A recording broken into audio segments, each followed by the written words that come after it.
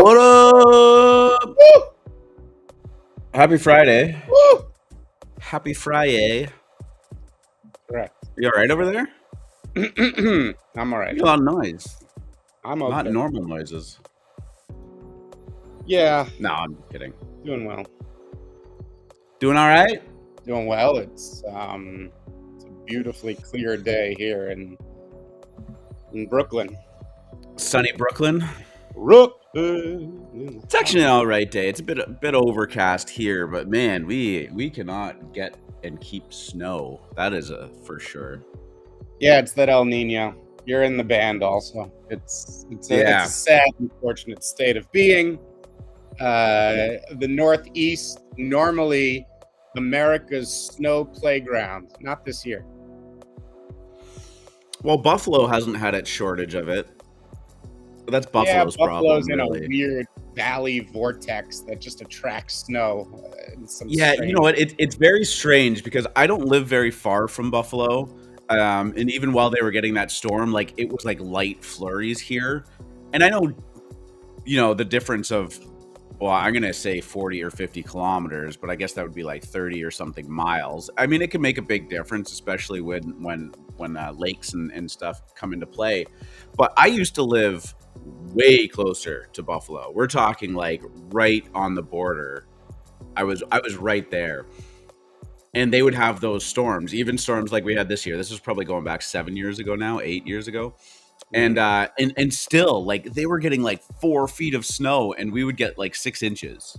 It's incredible how there's, like you said, like there's just these like really fine defined lines of like where weather kind of starts and stops. And it really can just be like the difference between a river. Certainly. And January 29th is the record for longest without 1 inch of snowfall in New York. The official meteorological station is in the Central Park. We have not seen 1 inch this year. It is January 20th. We are quickly approaching the record of no snow. January 29th. So yeah, 9 days away. There it is. Keep an eye on it. That's also my birthday. Oh. Did I tell you that? I don't know if I avoided saying that last time. I know we talked about that date. But Happy birthday. Heck it. It's my Mr. birthday. Canadian. Yeah. Well, in Canada, little known fact, we celebrate our birthday 4 times a year. Oh.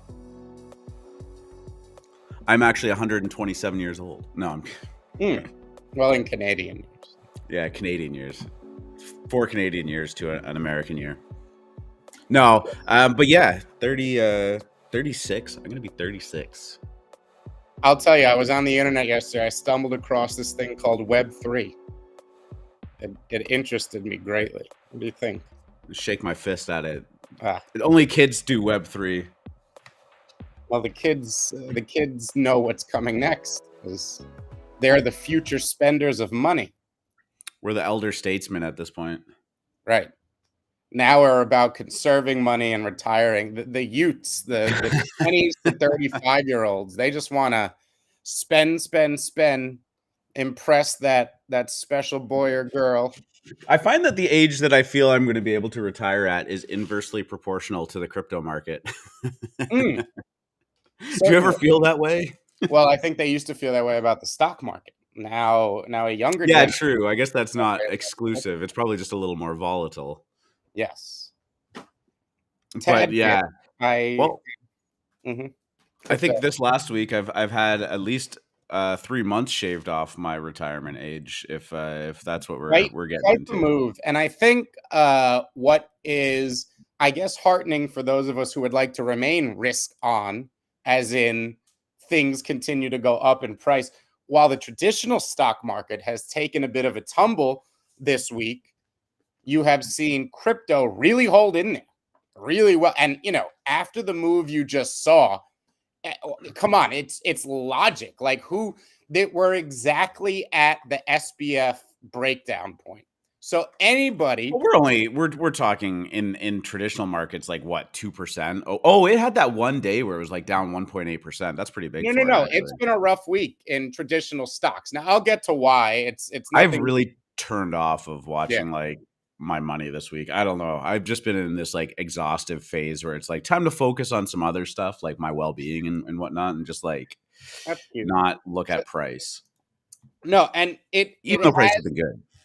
yeah, it has been a rough week in traditional markets. That's largely due to options expiration, which is happening today, one of the larger options expirations in recent memory. So it is the main culprit behind this week's volatility. But you have seen crypto and alts just hang in there. And remember, you think about the theory of overhead supply. Let's get into the mindset right before the FTX debacle.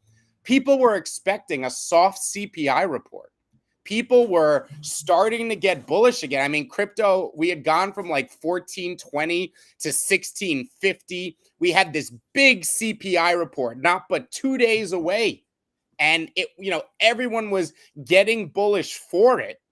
Then FTX happens, everything crashes again, and 2 days later we get the first soft CPI. Traditional markets absolutely ramp, the dollar Yeah. tops, but we were all like, "What the fuck?" Like it was Just like, our luck. I know, just as it looked like we were ready to break out. Okay, so we're in that mindset again. Now, anybody who bought up there, who was expecting the CPI pump, oh, we're gonna do da, they're even now. Okay, they just got even. They're now break even. They're no longer in the hole. Normally, that type of person's first reaction is, "Oh, let me sell. Let me get my money back. Let me get out of here." We have not seen that. I mean, even yesterday's, or was it the day before, when we had the little like bears were going nuts. Like, see, you fucking idiots, we told you. I was like, we fell from 1600 to 1510. We were at Yeah. 1200, not but a couple weeks ago. What are they even? Grasping at straws for Yeah, sure. come on. And I would say I just don't think that a lot of like outsider retail was buying even when FTX collapsed, right? I think that right, there right. wasn't a lot of buy. Like I think the buy pressure was coming from institutions, which when that dip even happened, they were probably like, "Oh, great, even cheaper. I can buy more now," right? Yeah, definitely. So I think we're pretty firm around these points. Not to say that we can't go down from here and ride those ebbs and flows, but it definitely does feel like every step up we're taking, we're getting pretty firm, maybe like two steps back. You know what I mean? Yeah, and it's I think there is support down to about 1450 right now. It's crypto, a flush could come at any time, but I really think we're in an all weakness is to be bought type of mode. You have a huge tailwind from the macro, which earlier this week we were expecting an inflation number, the PPI, to come in at minus 0.1%. Now, if it had come in at that, that would have been a headline on its own. This is our first negative inflation print since we went into hyperinflation, chicken with our head cut off mode last night. It came in at minus 0.5%. An insane beat to the downside. Okay. Normally, markets would have gone bananas. But again, there's a lot of forces at play here, including options expiration this week.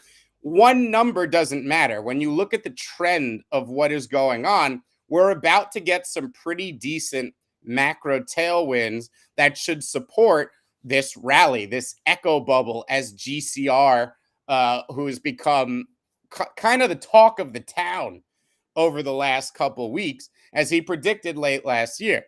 And really, we've become extremely data dependent. I know you've heard me use that term over the last couple months because it truly has been like that. But people have been in this opposite mindset of bad news is good news, right? You've heard it from every financial pundit. You've heard it on this show that we want labor to get weaker. We want the economy to get weaker because that's what's going to convince the Fed to stop raising rates. And it was this opposite mindset of, oh, you want the thing that's counterintuitive. Well, inflation is dead.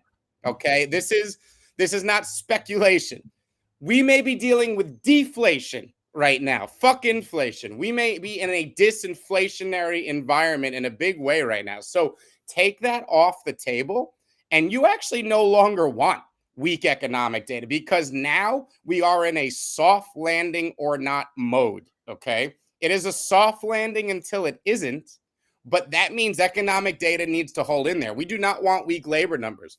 We don't want a weak retail sales number like we got earlier this week. And I'll caution you, I think we're going to get to 4,600 on the S&P by June, but June's a long time from now. And it ain't going to be a straight, calm line up there. And anytime we get hints of bad economic data, we're going to have 2 or 3 days, maybe even a week or two of tough moments. And I do think we are getting towards a local top in all risk assets that's going to come around the first week of February.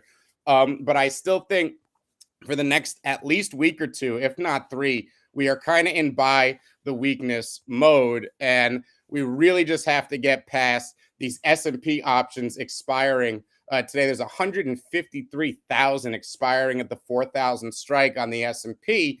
And what that means is it's very hard to get a bid above that almost no matter what the news is, because those options need to be clear. Market makers who are the ones holding those will use either the stock they have or the options themselves at their disposal to sell anytime you get close there. So it's called a pin. It kind of pins the price under a certain level. We have to get through that.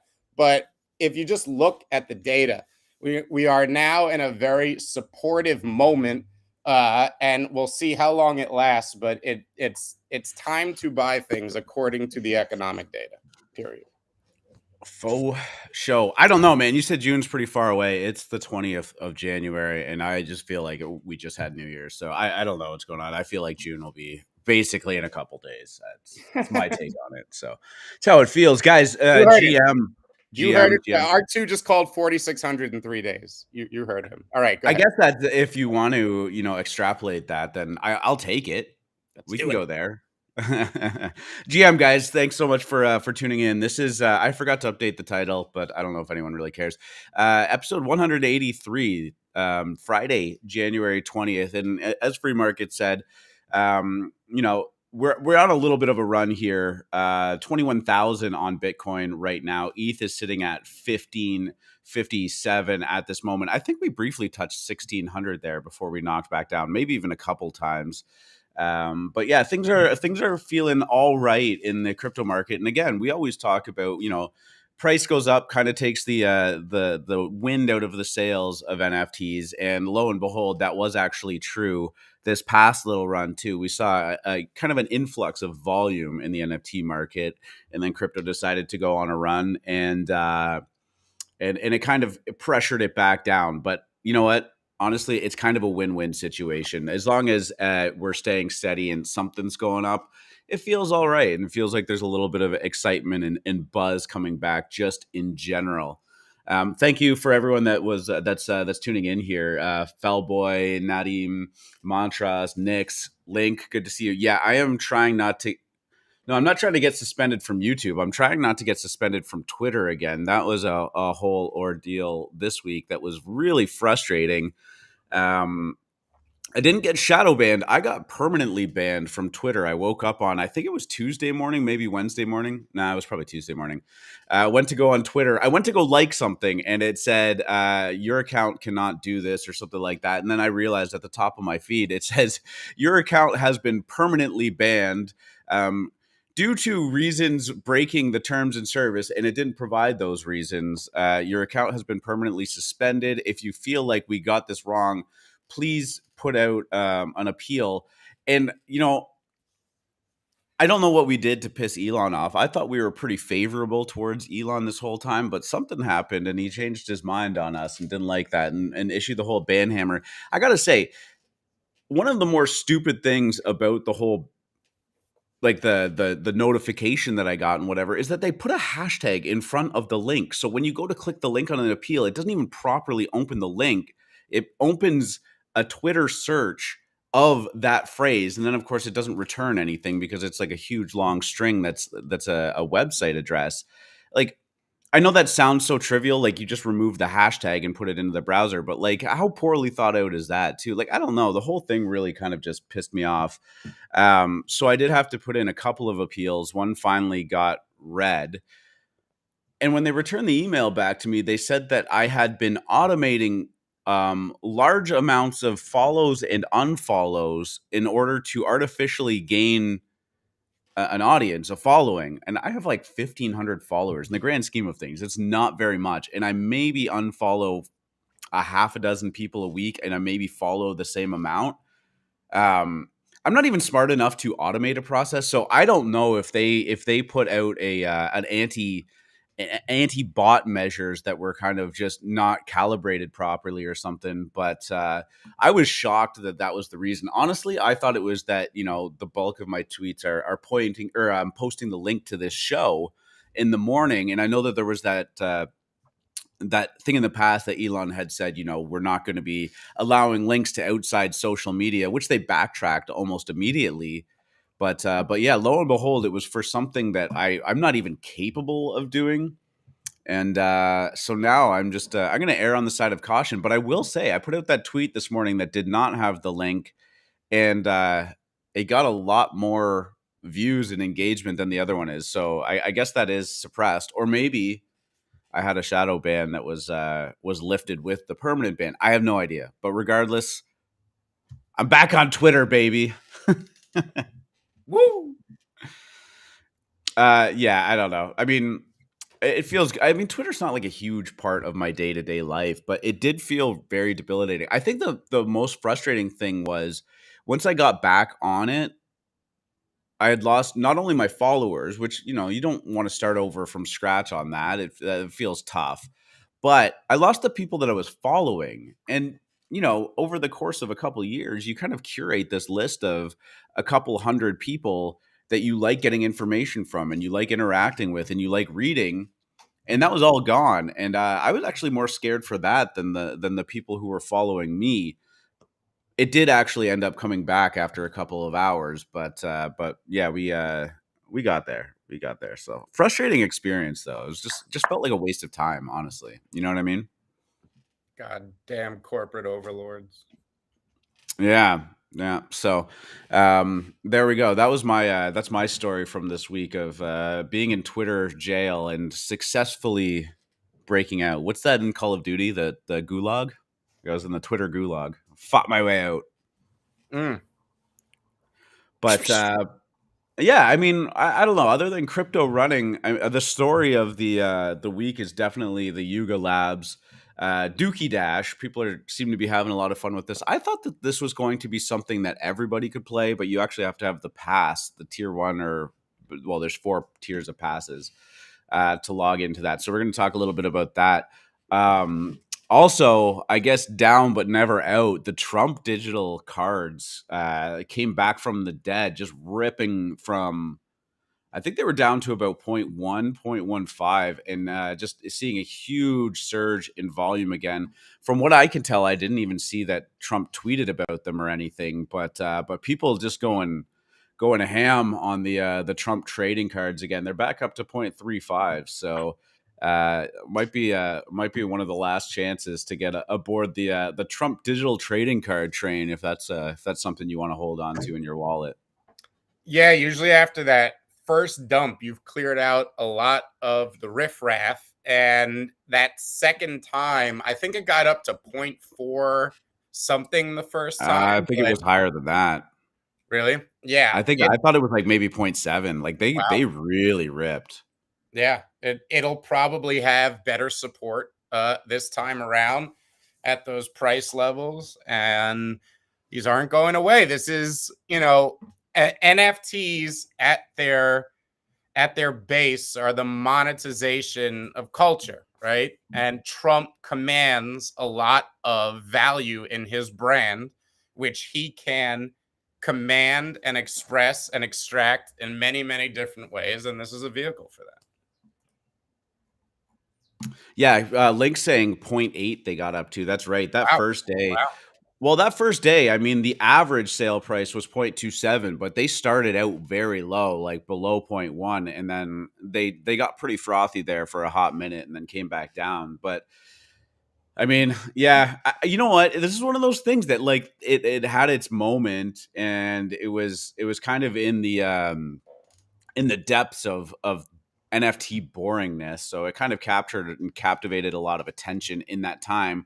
But of course, they're not good NFTs. Would I buy a Trump NFT for $500 right here, or would I buy $500 worth of redacted coin, which is in artificial intelligence, has a $3.5 million market cap and has the potential to 300x in the next 6 months? Probably go with the AI coin, to be honest.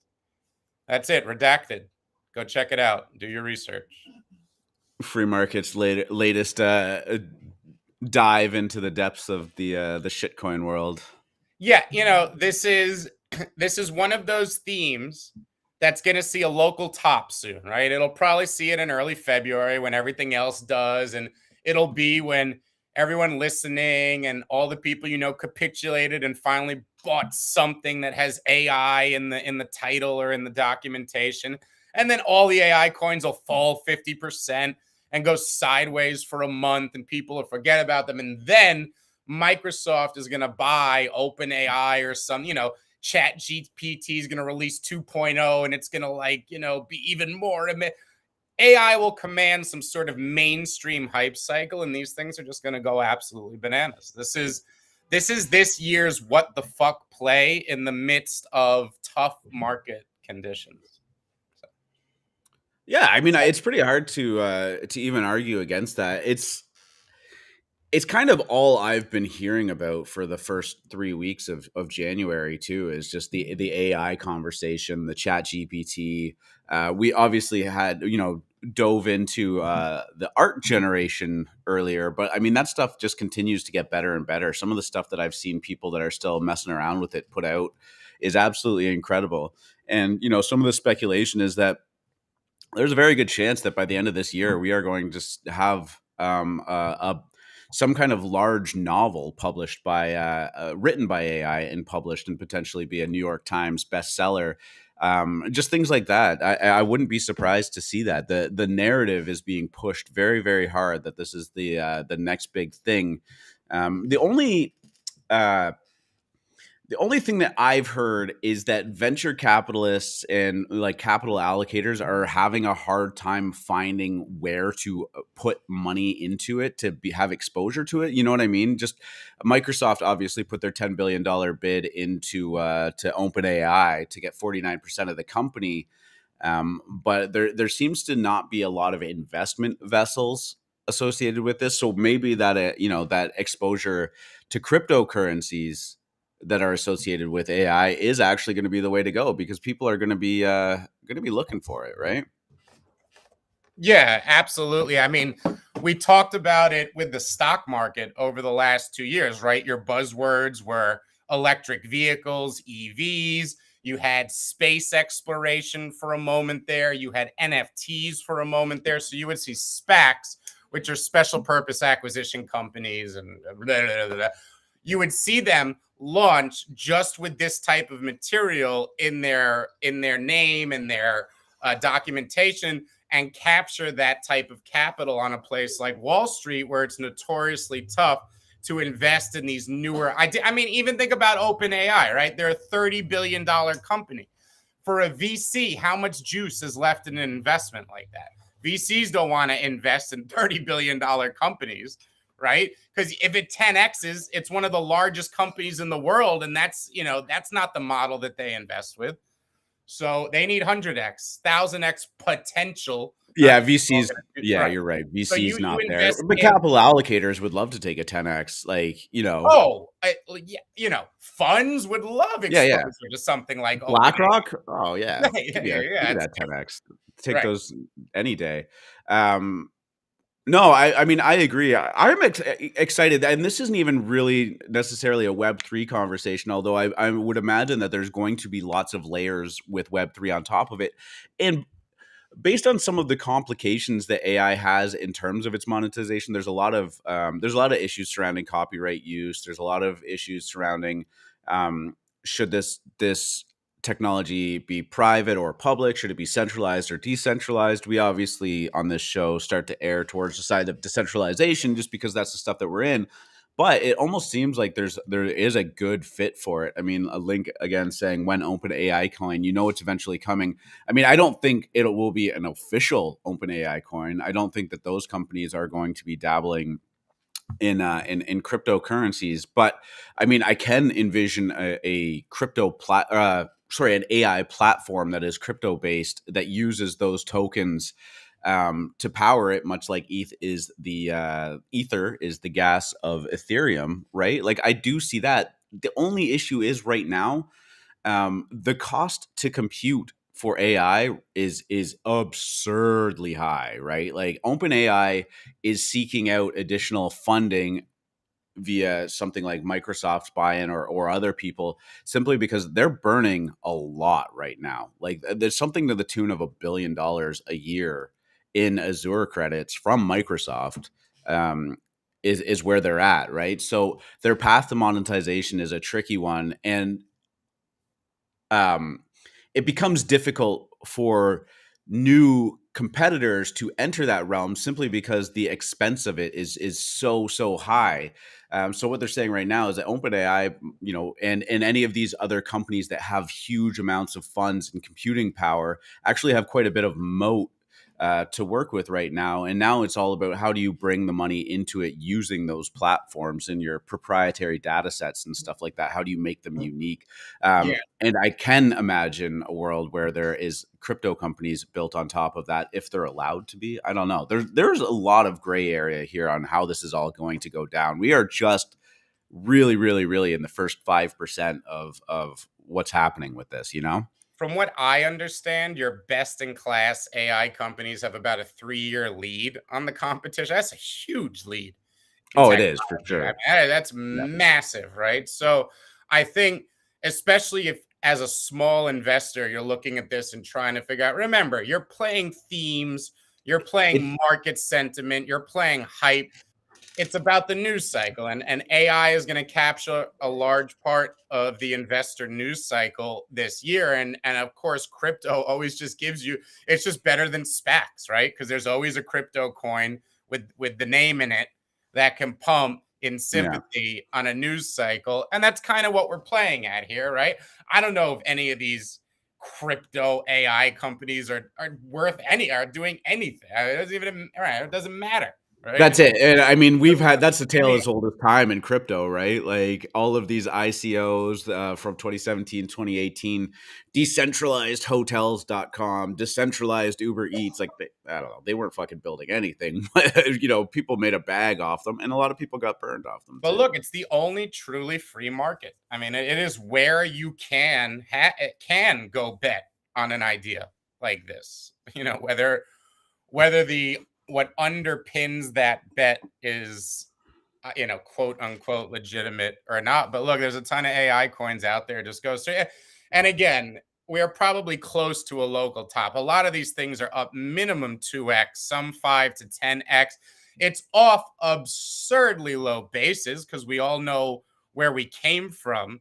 But people who both were early and people who are stuck are going to take advantages all the way up to dump. So buying without leverage, whatever. I think you can just, whatever, it falls 50% on you, you add to this theme. That's how strong I think the theme itself is. When you're trading with leverage, I mean, it's very, you're in a dangerous area because these things can fall 10 to 20% in a day for absolutely no reason. And that's going to wipe out anybody between 5 and 100x leverage. So just, play them properly. Yeah, certainly don't overextend yourself in these coins and whatnot, right? Like, bankroll management is definitely a key to success when you're going into the dredges of the shit coins, right? And when Like, you're trading, when you're trading leverage, you're trying to catch 10, 20%, maybe 50% moves. Because again, you're very levered. That's 100, 200, 500%. or Well, whatever. even if you're not levered, you know, um, these coins with these really small market caps. I mean, you could invest 1% of your portfolio, and those things we've seen it time and time again, 50 to 100x. Even if they get a tiny little bit of momentum, and that now all of a sudden that becomes 50% of your portfolio, right, or Right. more. Like It's so, nuts how that happened. And you constantly have to risk adjust it. Like, of course, you just want to leave it, be the fucking hero, be the SHIB here. I mean, the greatest trader of all time, by anyone's measure, is that SHIB guy. We all assume he forgot it because nobody has he had to have. no one He has had hand to have. that diamond. No one. No one. Who For who for after those that don't know who they we're make a talking about, billion?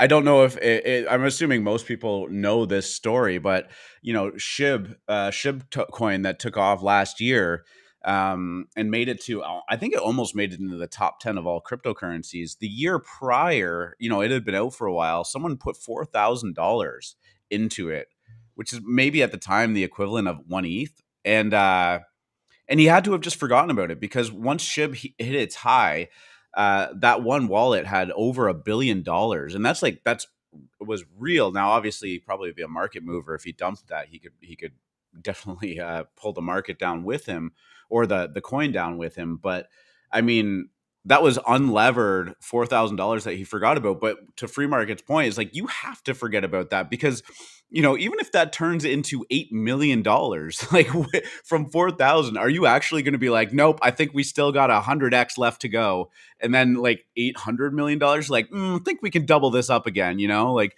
I don't know. I don't know anybody that would keep rolling that die. Like even if $4,000 was a small portion of his liquidity, which you would probably assume it would, I mean that is a level of wealth that I can assure you that person did not have anywhere close to before that. I mean, I don't know if I'm ever looking at a computer screen again. What are you even doing at that point? I don't even care about For crypto. sure, you won. You Send it won. all to You know what zero. I mean? I remember you won the game. I remember being at a casino one time waiting for a poker table, and there was this woman sitting on the slot machine, and she was up, like, I think the jackpot was like $1,200 on this machine, and she was up like $2,000. And I think her son or her friend was like, "Holy shit! Like you're winning! Like you should, finish that up." Like hugely disproportional to how much she put in. Like, let's go grab a bite to eat and take some of your wins or whatever. And she's like, "I haven't won the jackpot yet." And he's like, "But you have." And she's like, "But I haven't won the jackpot yet." And it was like that mindset of like, no, you haven't had all of the lights go off and all of the sounds and seeing that, but you actually have won more than the jackpot. Like, just take it and leave, you know? Yes. I don't know if that, I feel It's like very that's an easy equivalent. to spend other people's money and tell them when to start and stop. I guess so. Yeah, Efficiently. true. But still, it was just that thing. Like, we have that conversation a lot with Bored Apes, right? Like the people that minted it or bought one for very low, and then at its peak went up to $500,000. Like, is it your access to the club? Is that how much it's worth to you, or is a house worth more? Like, you know what I mean? Like, if all of a sudden this thing becomes 99% of your net worth or more, maybe it is okay to just take your chips off the table and redeploy elsewhere. But I mean, that's a conversation that we've had plenty of times. Plenty of times and conversation. All right, move on. Mantra saying Midjourney. Oh, Dolly in Midjourney is about to get a lawsuit for copyright infringement. Yeah, I Yes, mean that. our next news cycle. Hallelujah. Put AI back in the news, baby. Well, I mean, that is, again, like going back to that conversation of that it is using inputs that are copyrighted to put output. So, um, again, much like we are constantly waiting for regulation in crypto to determine what is and isn't acceptable, especially when we get into nuance, that is definitely coming for AI as well. And I don't think it's going to be a bad thing. I think it's just going to provide clarity and framework over what is and isn't acceptable so that everyone can move on from there. I guess talking about shit coins too, a little bit of a news. Traders doing trader things. FTX token FTT pumps 32% after new CEO says exchange could be revived. Have a couple feelings about this. One, I know that this is just pure degen, but like I don't think FTT is coming back, even if FTX does. Two, like, is anybody going to use FTX even if they like can revive it? Like, would you? It's done. It's over. People use full tilt poker. Full Tilt's gone, isn't it? Poker Stars bought it. I know PokerStars bought it. I mean, okay, yeah, it was around for a long time after the scandal. People were using it. True. These they did not steal money from grandmas. They stole money from fucking degenerate gamblers. None of these gamblers think they're doing the right thing anyway. You tell them the casino's open, they're going right back. This isn't hard. Yeah, I mean, you're not outstanding members of society. You're not totally wrong. They don't do due diligence.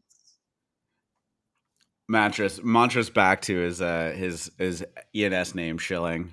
Our ENS peddler is going in chat. If anyone wants to buy an ENS name, I guess hit up. If Mantra. somebody wants redpartyhat.eth, I have that available. That one, because I know RuneScape. I saw someone tweet today.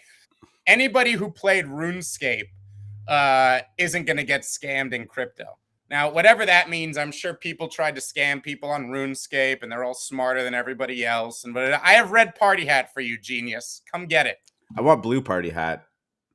I fucking know. Everyone wants blue party hat, but I have the red. I have the red. You chose wrong, man. Chose? You think I chose? I'm not stupid. Oh, the red party hat chose you? Is that what you're saying? It was what was available. Oh, amazing. It's going to be a long legal battle for AI. Yeah, it probably will. And I guess the one thing that I hope is that I hope the defense team for the AI side of things is actually done by an AI. I think that would be just an incredible half win. the jury better be robots or it's not fair. Well, I mean, then the narrative becomes like a very like us versus them thing. Like now the machines, maybe we have some incentive to like really fight against it, you know? Yes. Correct. You sold all your clout again. What does that mean? Are we talking about BitClout? That's not what it's called anymore. I think it is. Hold all my clout. Dookie Dash. Let's talk about Dookie Dash.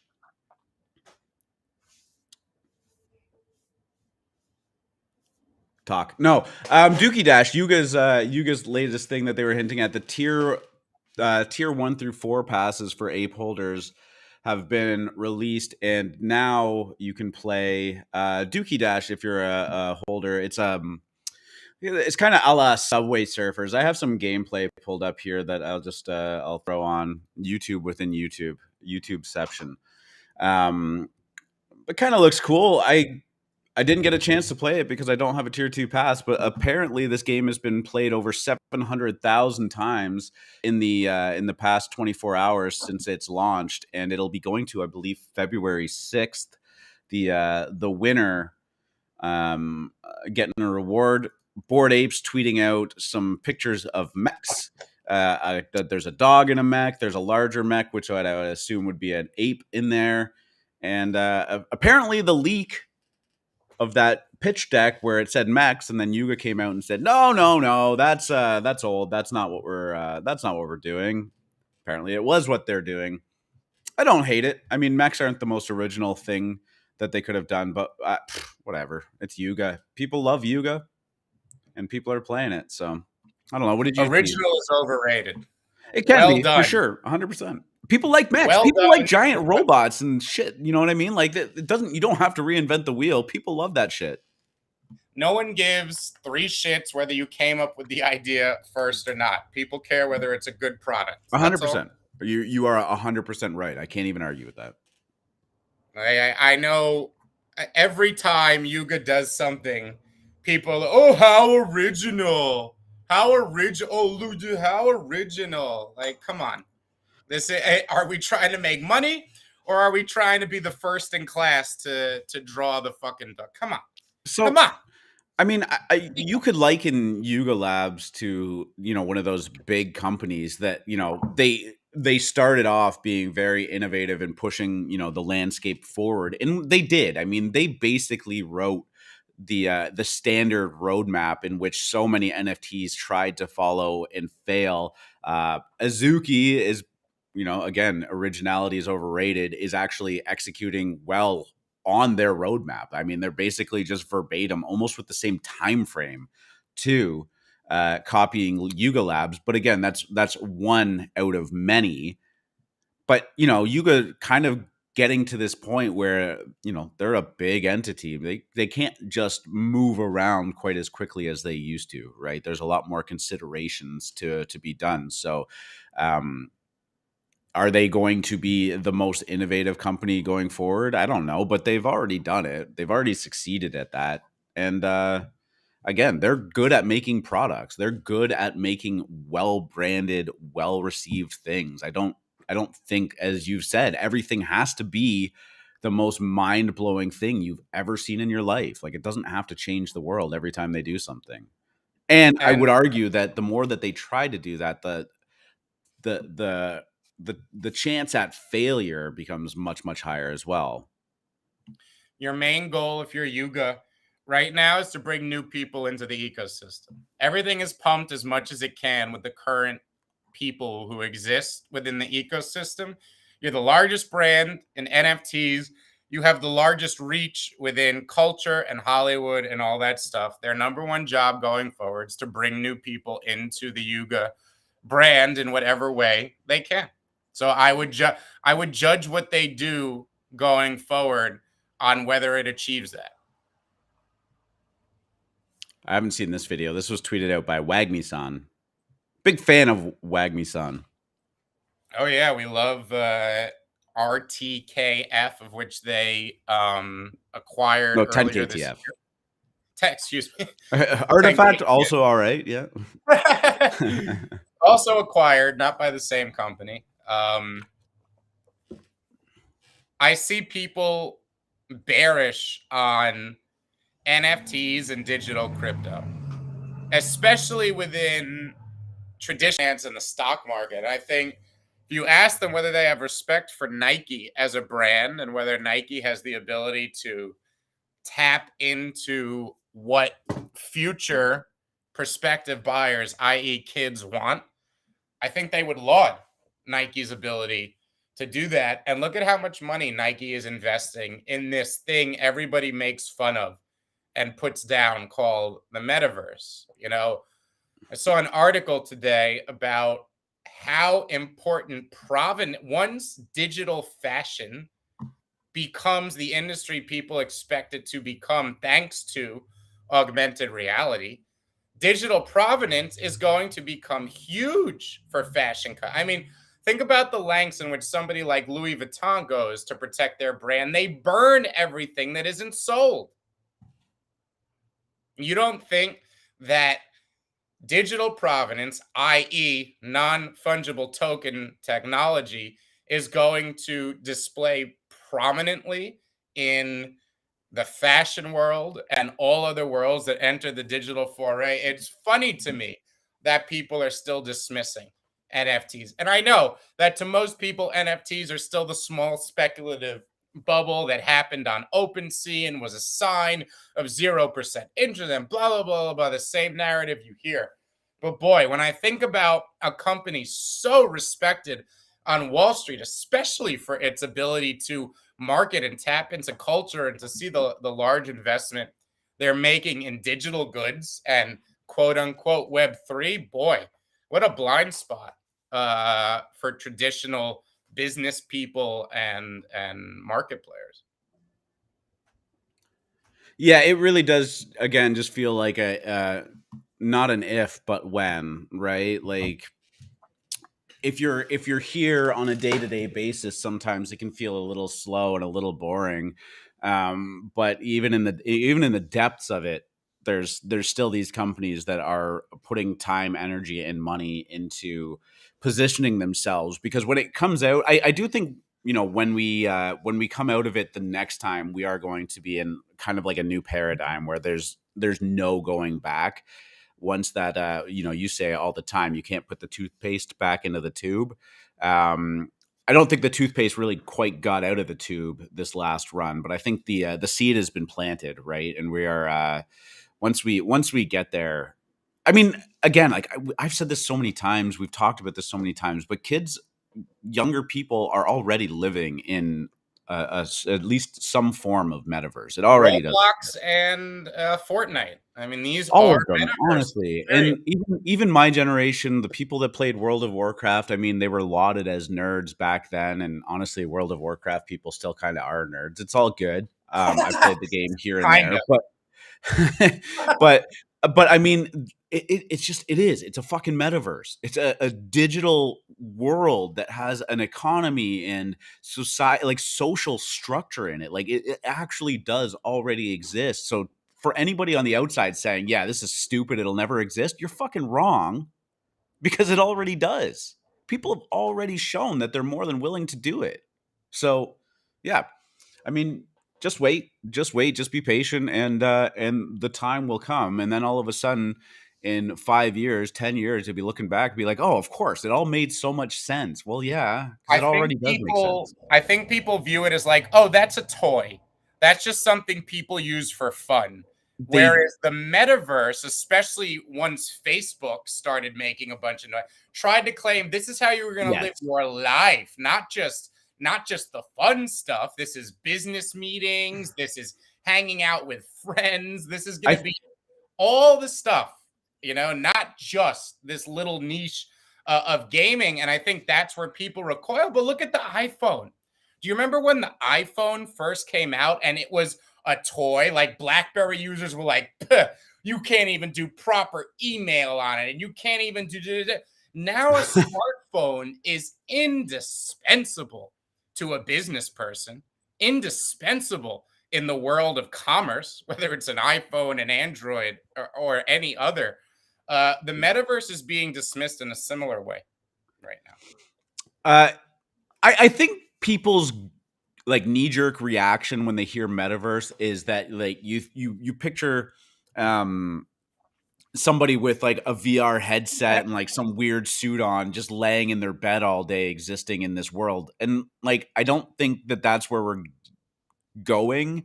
I mean, maybe like Ready Player One, which was, I honestly, I thought it was a great movie. I keep meaning to read the book, but like, is there going to be some element of that? Like, yeah, but again, people will sit in front of their computer and play 20 hours of World of Warcraft a day too. They already do that, but it doesn't necessarily mean that it has to get to that extent. I think just, right now there's this push for, like, especially coming out of the pandemic, and I think that this is rewired people's minds a little bit. We had to be shut down and hold up for so long that I think the idea of removing human contact rather than leaning into it is a very scary idea, and I actually totally get that too, right? But as with anything, this is all about finding a happy medium. But going back to what Free Market said about the iPhone, it wasn't too long ago that these things, all they did was text, make phone calls, and had some rudimentary form of the internet. They did not captivate our attention in the same way. And now I bet if you went on your screen time report, and most people, not even like Web3 people, went on their screen time report, I bet they spend at least 4 hours a day looking at their phone. I would imagine that that is a thing, right? There are Yep. definitely people that spend more, and you can't tell me that in some way, shape, or form that is not the at least gateway into some form of metaverse, some form of existence, because you spend that time on social media, interacting with people, sharing with people, looking at new things, finding new things, going down a rabbit hole. Like, this stuff is all translatable, and again, it's already built into people's habits. It's just the way that they interface it with it is slowly going to change. And as we had a great conversation last week, it probably starts with augmented reality. Not even probably, it absolutely starts with augmented reality.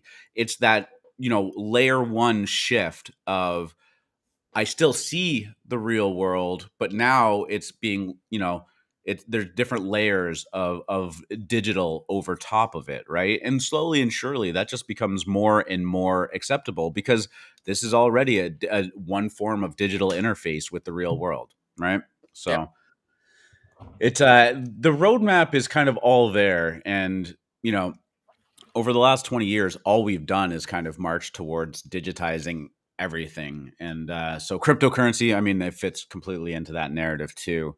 Well, I I, was used to say we've digitized every part of our lives, and we thought we were just going to leave art and collectibles behind. Like, and nah, money, that's the and one money. thing. That's the one thing we're just not going to do. Nope, everything else, but just that we're not going I to. know. I do find it funny because if you posit that statement to somebody that's really arguing against it, if you remove the idea of the speculative nature of all of it, like that this has to be worth $500,000, if you take all of that madness out of it and you just say that, they really hit this roadblock of logic, right? Yeah. And then the only answer, well, we don't need to digitize everything. But I mean, we just established we already are, right? Right. Why would that not happen? For sure. Mantras. Is it mantras? Maybe it's mantras. Mantra sounds more sophisticated, I guess. India, I want to look into this. I don't know anything about it, but India's 2023 budget has improved taxation for crypto traders, which was very high for the 2022 budget. 2023 is expected to come out before the end of January and is expected to increase activities. NFTs are also expected in the budget. I mean, that would be fascinating and probably very beneficial for the landscape in general, right? We're always waiting for US to rule and regulate on some things. I mean, we are in North America, so it does have big impact on our lives. But I mean, that is a huge up and coming economy that, you know, if a large percentage of or even a small percentage of their population really starts to get on board with it, I mean, it's going to move things, right? Like it's definitely a needle mover. Asia is going to adopt cryptocurrency in the way that we think about mass adoption long before the West. Now, this next Yeah, cycle, sorry, go ahead. whatever it is, will be largely defined by it.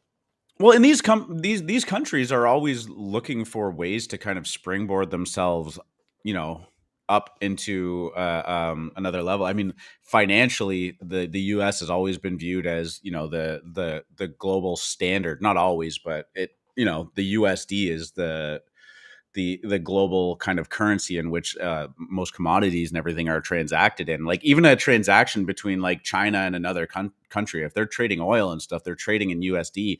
I don't think that that's going to be the case for too much longer. I don't know. Do you agree with that? Saudi Arabia last week announced that they will now accept other currencies, Yeah, besides the U.S. dollar for their oil. That's called a reserve currency. The U.S. dollar is the global the reserve. Sorry, yeah. currency. Before that, it used to be the British pound, sterling.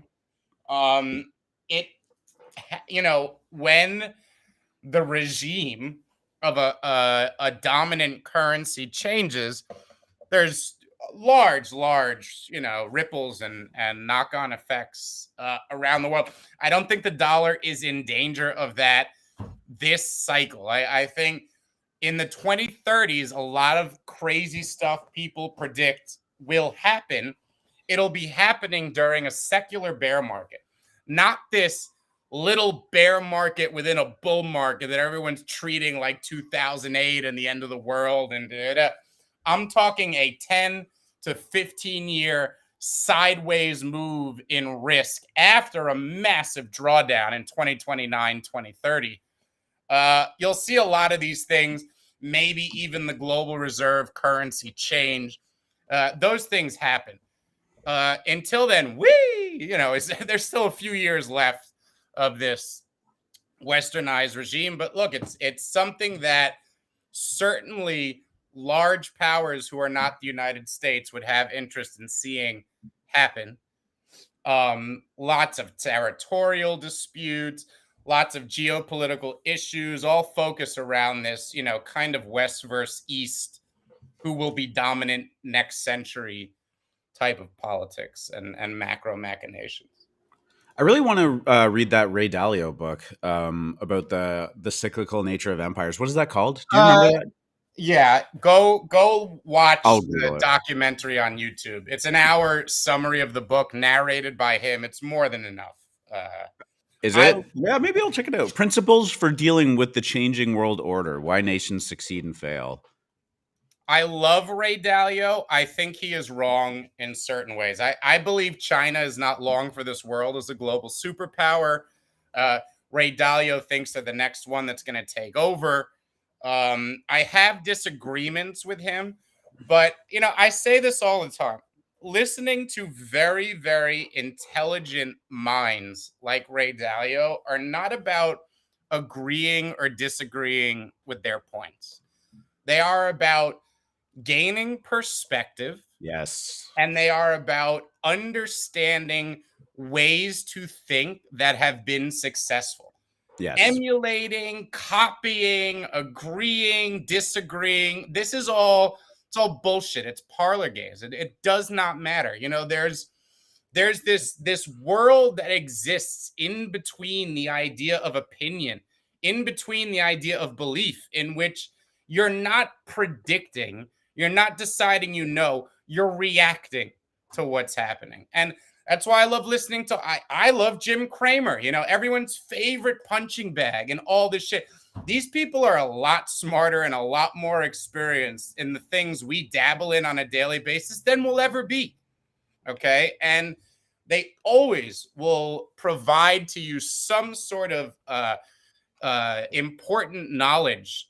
Again, whether you agree or disagree with their major premises, I would recommend everybody go at least check out the documentary that's free on YouTube that he narrated, and basically lays out his idea of new world orders and regime changes for global superpowers and that type of thing. And I haven't seen his, but they're quality too. Like he puts out like good, For really sure. well thought out animations and visuals that go along with it. So I'll have to just spend an hour and actually watch that. But I want to touch on a couple of things that you said there because it is really important. And I don't want to drag this conversation back to where we have already come from earlier in the show. But one of the reasons why AI is so powerful is because it actually takes just a summation of all of the information it has, regardless of emotional or passionate thinking about it, and it kind of just aggregates it right into an idea or an understanding, right? And I do think that that's one thing that sometimes we're not very good at, is that we can get so focused with staying within our echo chamber. It's us against them. And sometimes engaging in thoughtful debate or listening to smart people, intelligent people, well thought out people about the opposite side, whether it's crypto, whether it's NFTs, is a really important conversation to have and to listen to, not just debate it, but to actually listen to what they're saying. One of two things are going to happen. Either it's going to further reinforce your belief in what you think about it, or it's going to pull you back in towards the middle. And either way, having that information kind of set in and marinate in your brain is incredibly important, because getting stuck in your own way, this is one thing that I think Bitcoin maxis, like the new world Bitcoin maxis, are terrible at. Is it's just there's no listening to it. Bitcoin is the answer. It's the one true cryptocurrency. None of them have any reason to exist. And if you tell anybody about it, it's dangerous because you're exposing them to scams. It's all scams. It's all a grift. Like, that's just simply not true. And, they're really bad for it in sense of like, just there's no rational discussion with a real Bitcoin maxi. And I'm sure you've seen them on Twitter. So yeah, I mean, go check out, go seek information from smart, well-respected people that have a full thought out reasoning that is counter to some of the stuff you believe in, right? Like I have a couple of podcasts that I listen to, they talk about crypto and they talk about other stuff, but I don't typically always agree with them in what they're saying. But I do know that it is, a valid reasoning and well thought out as well. And I do enjoy consuming that kind of information. There's no right side, there's no wrong side, there's a profitable side. This is And true. you can be profitable for the wrong reasons, and you can be unprofitable for the right reasons. There comes a point where you realize, and I'll say it again, it is not about predicting, it is about reacting. And you react best the more knowledge you have. So listening to these guys and being inspired, it is really not about the substance that they're saying. Okay, it's about how be inspired by a human being who thought differently enough to beat the game. Okay, any guy like Ray Dalio who has made billion. Do you know? I don't even. It Yeah. is so Yeah, fucking you hard can't even, in if you're keeping power. score, money is the way to do it, and he's winning. Right. Right. And it's about being inspired by people who have thought differently, thought outside the box, and seeing if that inspires the same type of thing within you. Does or it doesn't. We will be dominant, the crypto degens. I mean,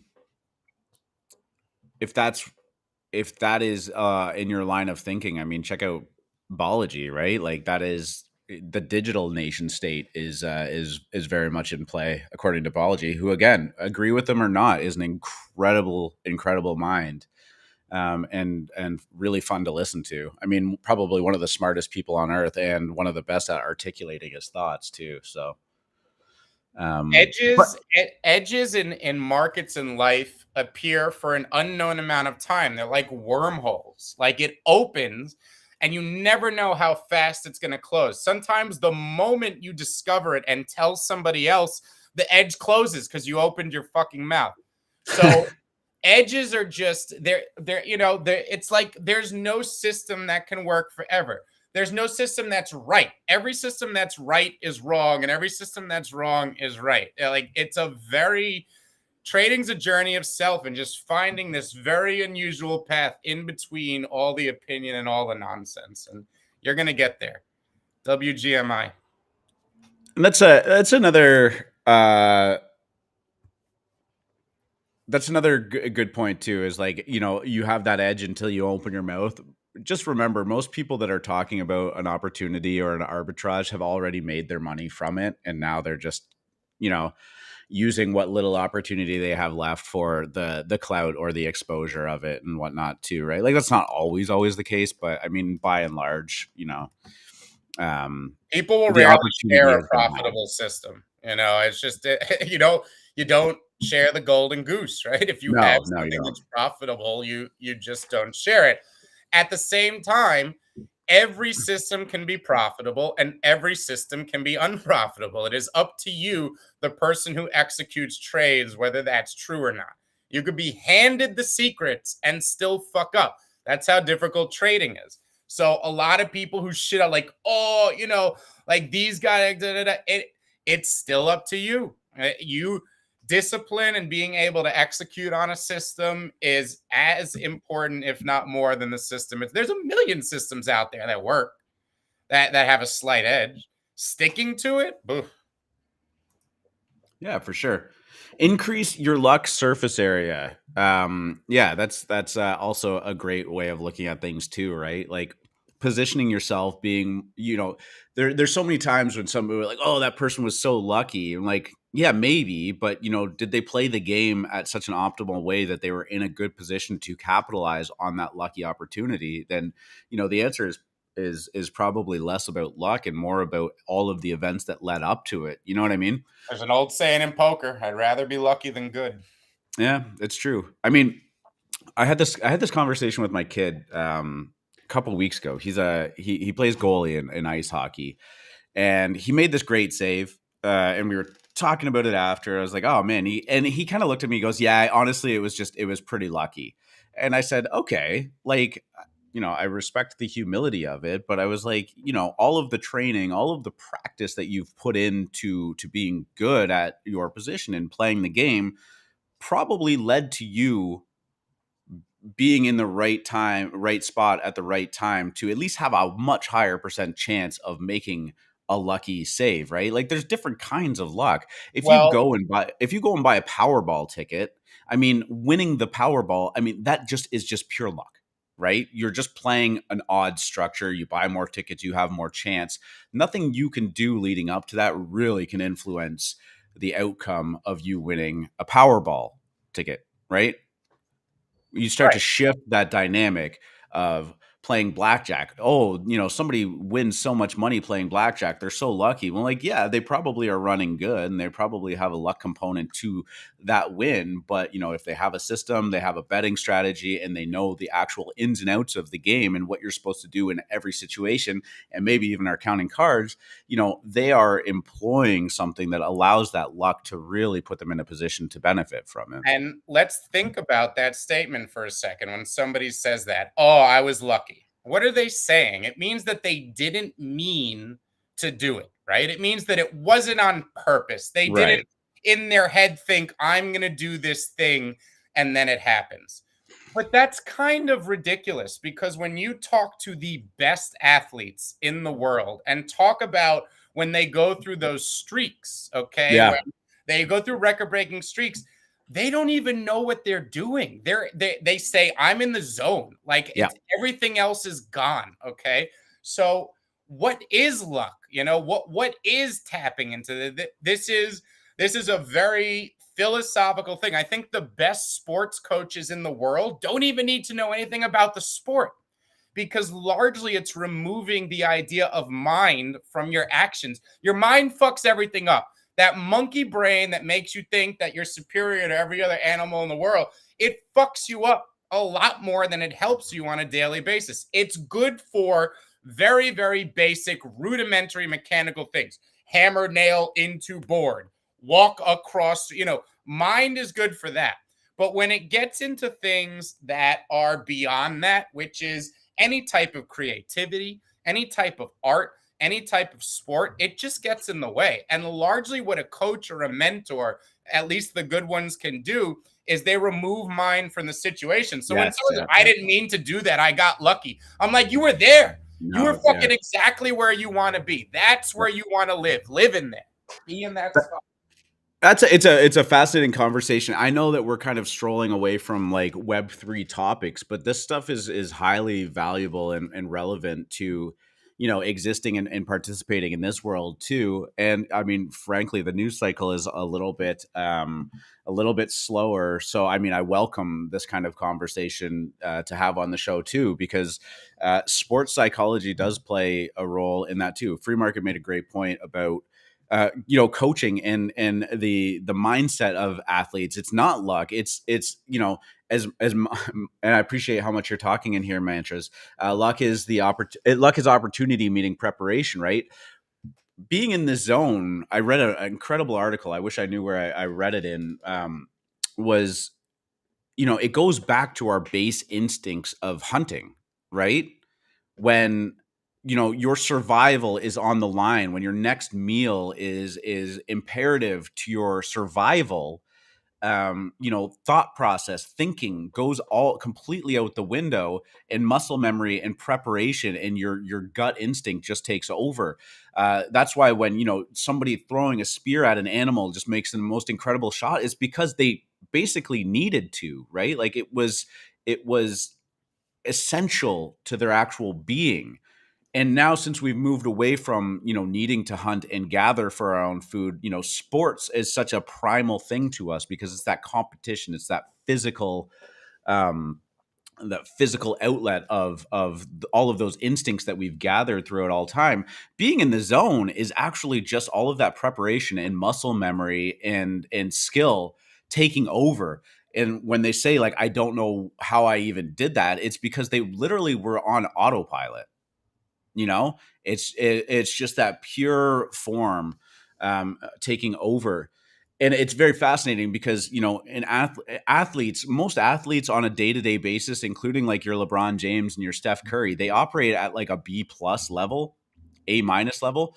their goal is that their B plus or A minus level is better than anybody else's A plus level, right? And we know that to be a fact. Like those top tier athletes, even just their okay days are better than 99.999% of all other players.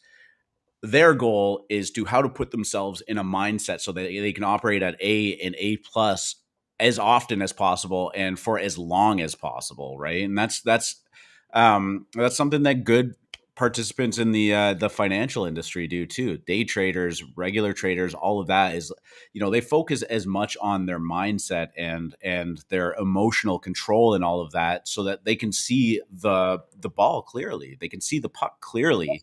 There's no secret indicator. There's no like secret depth of market level 2 thing you're not seeing that's all of a sudden going to give you the magic edge in trading. You are the magic edge.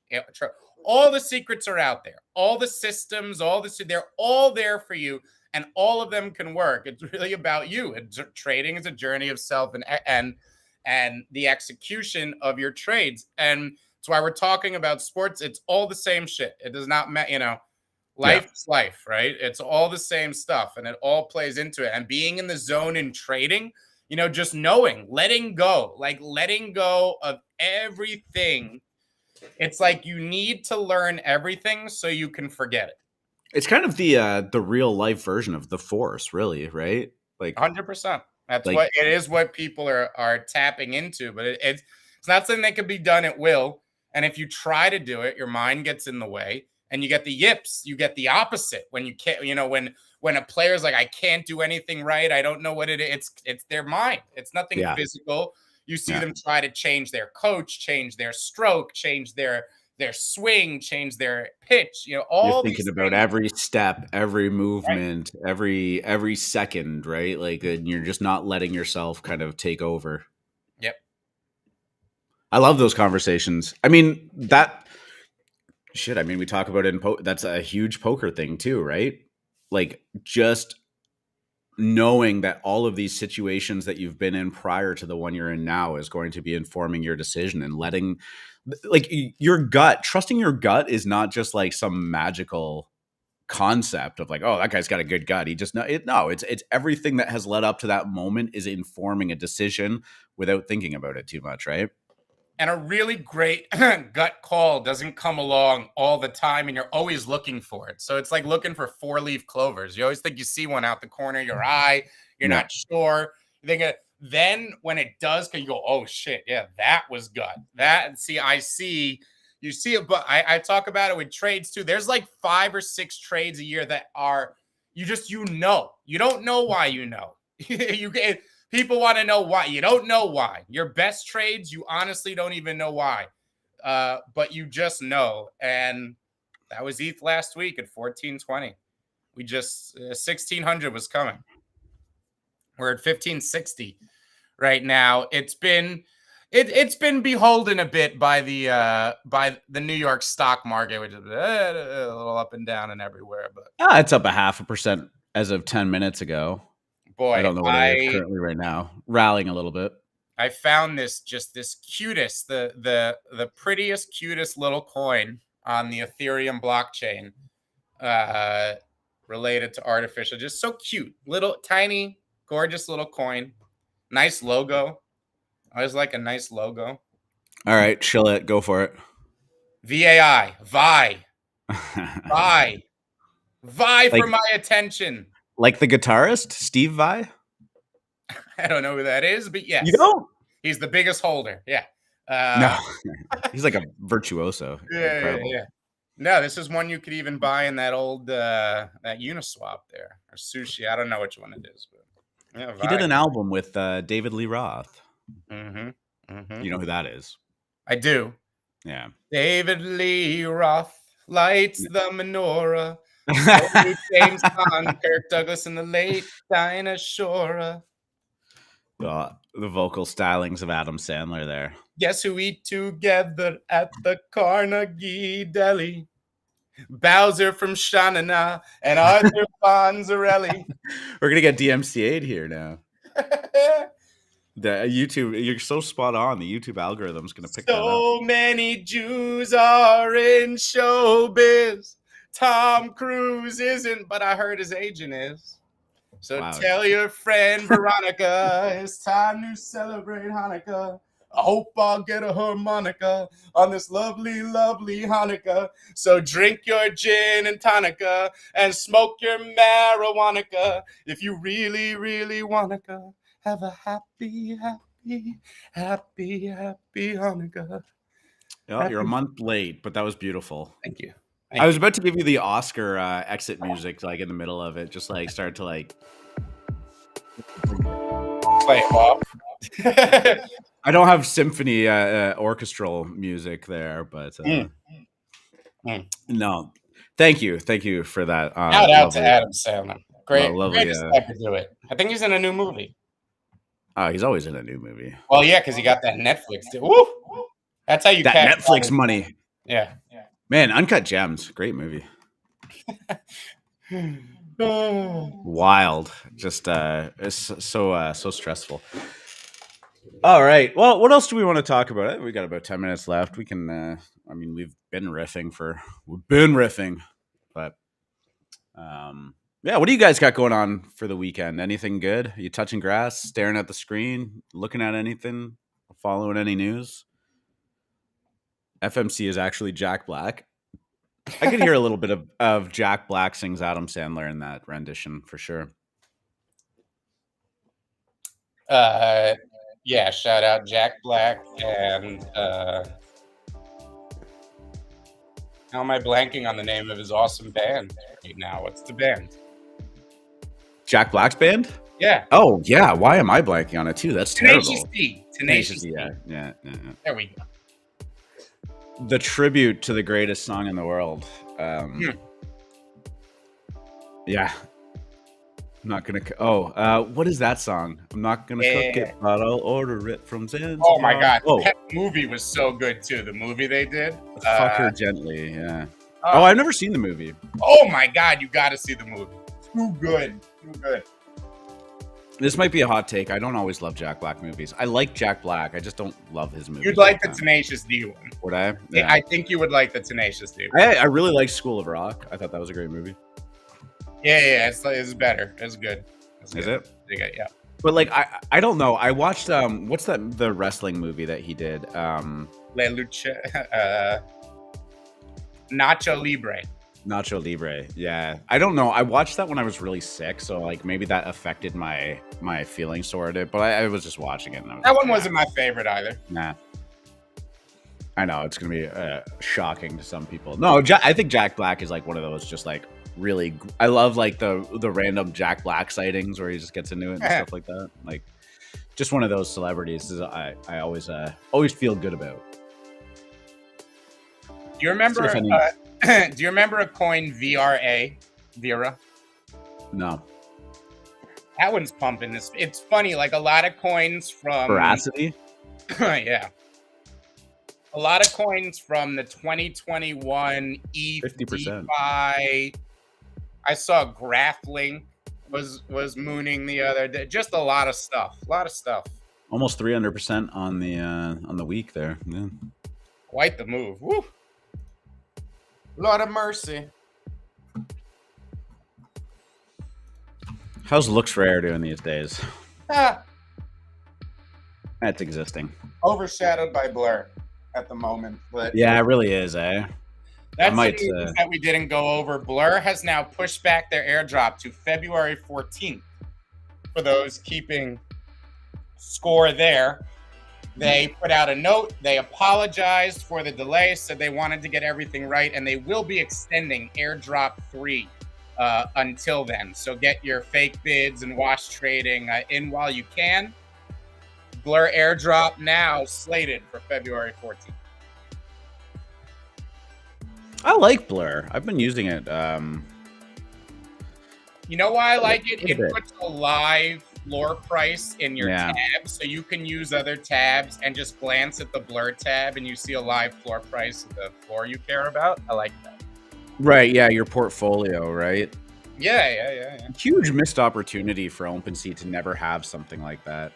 Well, I feel like that could have just been like the. OpenSea will have a similar interface. So they bought Gem, okay? But I mean, we've been using OpenSea for years now, Oh, come and on. They give them a second. They're in no hurry. What are they going to rush to? The $3 in volume they have every day? Did you see Coinbase the other day? It did like $700 in. I couldn't believe they did $700. Who would even do $700 on there? I was like, wow, that's a lot. I was like, good. Oh, so you're going the opposite direction. You're like, that's more than you thought. Of course, I thought that was a lot. I didn't think anybody was doing shit all on NFT on Coinbase NFT. God, what a dropped ball that was. I mean, they really had the opportunity. It was pre Looks Rare. It was pre X2Y2. It was a time when everybody hated that they had to use OpenSea because it was going down all the time. Any of the partner collections that they announced as a featured, NFT project on Coinbase just absolutely ripped for those couple months there. Like, it was a big deal. Oh, this one, they're talking to Coinbase. Oh my God, they're blue chip, blah, blah, blah. And then it just got pushed back, and it took longer and longer and longer, and then the wind came out of the sails, and then it just sucked when it came out. Like, how did Coinbase drop the ball that hard? Crazy. Well, let's look at the state of the crypto market, as it were, R2. Like, in that time? Basically focusing on an NFT marketplace late last year, early last year and late 21. No, they should have been preparing for Armageddon, for the fact that they have to lay off 4,000 staff, for the fact that they grew faster than they should have grown themselves, as it were, for the moment. They need to be building out Coinbase NFT. They put exactly as much resources there as they should have, because everything else has gone to shit. Well, Genesis whatever. declaring bankruptcy from their lending arm, $3.5 billion. Ethereum up. Is it over? Does nobody care? Was it expected? Oh, hey, congrats. We're above $1 trillion market cap again. Yeah, big congrats there. Go us. Last time we were on this show, which was last Friday, I told you ETH would be $1,600 by Monday. ETH will be $1,800 by the end of the first week of February, and it's the next move up. You're going to want to take chips off the table there, reduce exposure, sell, short, all that good stuff in that area. Ideally, we pull back right around here, 1,550, 1,600. Show us its support, build out a little flag. And then by March, April, we start making our way towards 2,000, 2,500. There's a roadmap. Play it accordingly. Number go up. All right. What would you do at $2,500 ETH? Are we partying? What are we doing? I don't know. I don't do anything with it. Every once in a while, I'll take a little bit off into my bank account, and that's about it. I don't know. Oh, geez, eh? It's fun being Canadian because, to me, ETH is sitting at $2,100 right now. For it to get to 2,500, people are going to have to think it's going to 3,000. So what type of news flow and what type of world will we be in by April, May, or June in which we think it's going to 3,000? I don't know. I don't think that much. I'll tell you what world it's going to be. Tell me.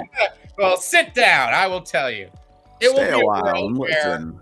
Inflation has been dead for months, where wages leveled off, where employment held steady, where the economy looks like it has pulled off what is known as a soft landing in economic parlance. It will be such a shock. It will be so incredibly the antithesis of what every bank on Wall Street has predicted that we will exaggerate the other way and start rallying like, holy shit, maybe we are making new all-time highs this year. And we will stop just short at 4,600 on the S&P and 2,500 on ETH and 35 and 40K on Bitcoin. And we'll reverse, and we'll have a pretty nasty second half for the most part, but it won't be because of recession or bond crises or hyperinflation or any of the reasons they told you. It'll just be because everyone got too bullish, because everyone realized the thing they didn't think was going to happen was going to happen. Things can't go up in a straight line. We'll over-exaggerate a bit to the upside.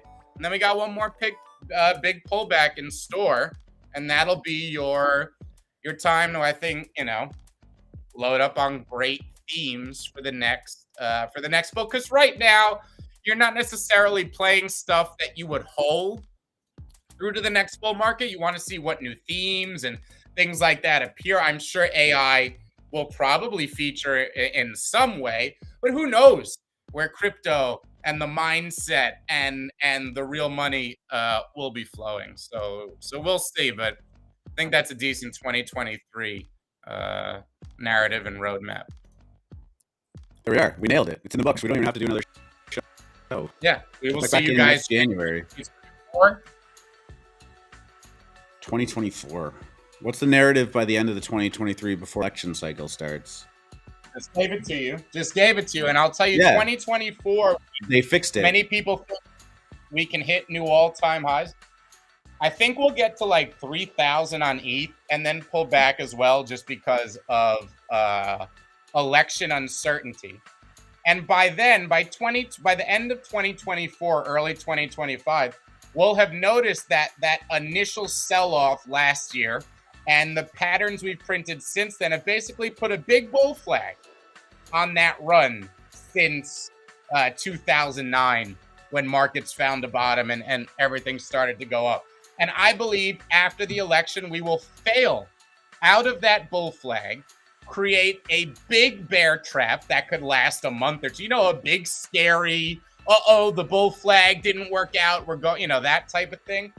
And then we reverse and the roaring 20s start, and the next real all-time high, all that great stuff, 2025. 2025? Yeah. I can't think that far ahead. Yep. All right, guys. Friday. It's in the books. It's over.